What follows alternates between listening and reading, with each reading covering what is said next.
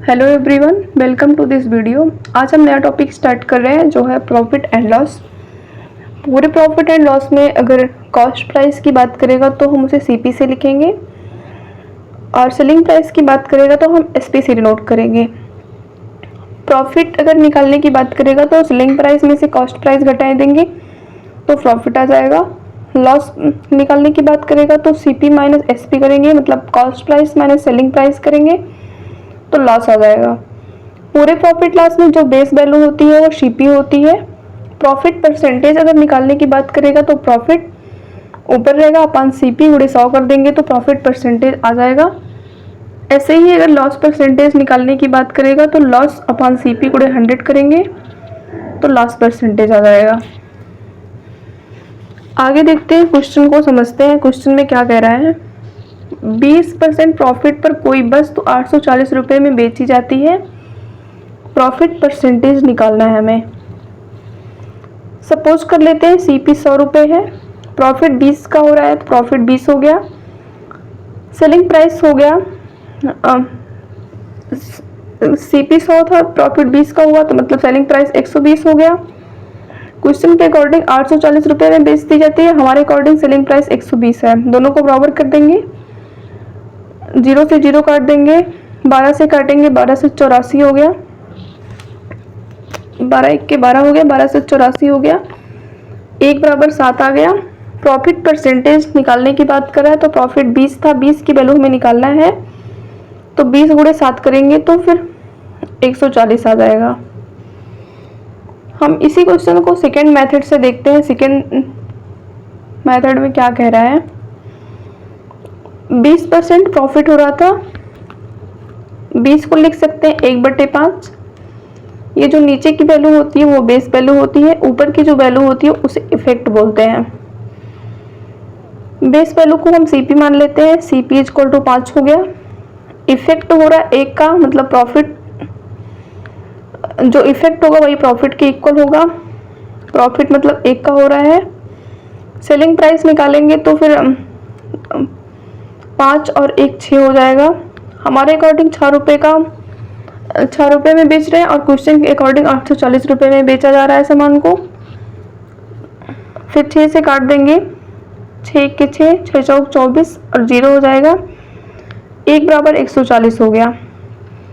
Profit percentage निकालने की बात कर रहा है तो हमारे अकॉर्डिंग क्वेश्चन में प्रॉफिट इक्वल टू 1 है तो हमारा 1 का मान भी तो 140 आ गया है। इसका मतलब जो आंसर होगा वो यही होगा।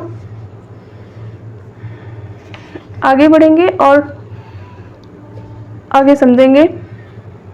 नोट पॉइंट में कह रहा है कि प्रॉफिट या लॉस दोनों सीपी पर कैलकुलेट करते हैं जब तक कि किसी और वैल्यू पर कैलकुलेट करने के लिए ना कहा जाए।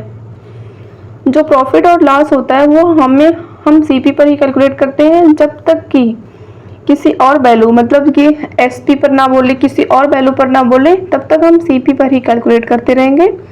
अगर वो किसी और वैल्यू पर बोल दिया तो हम उस वैल्यू पर कैलकुलेट करेंगे। बस इसका मतलब यही है।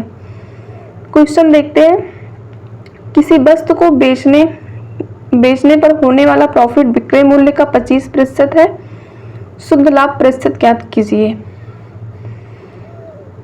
देखिए क्वेश्चन में कह रहा है प्रॉफिट विक्रय मूल्य का 25% है। इस क्वेश्चन में बोल दिया ना विक्रय मूल्य का 25% है, इसका मतलब हम एसपी को 100 मानेंगे।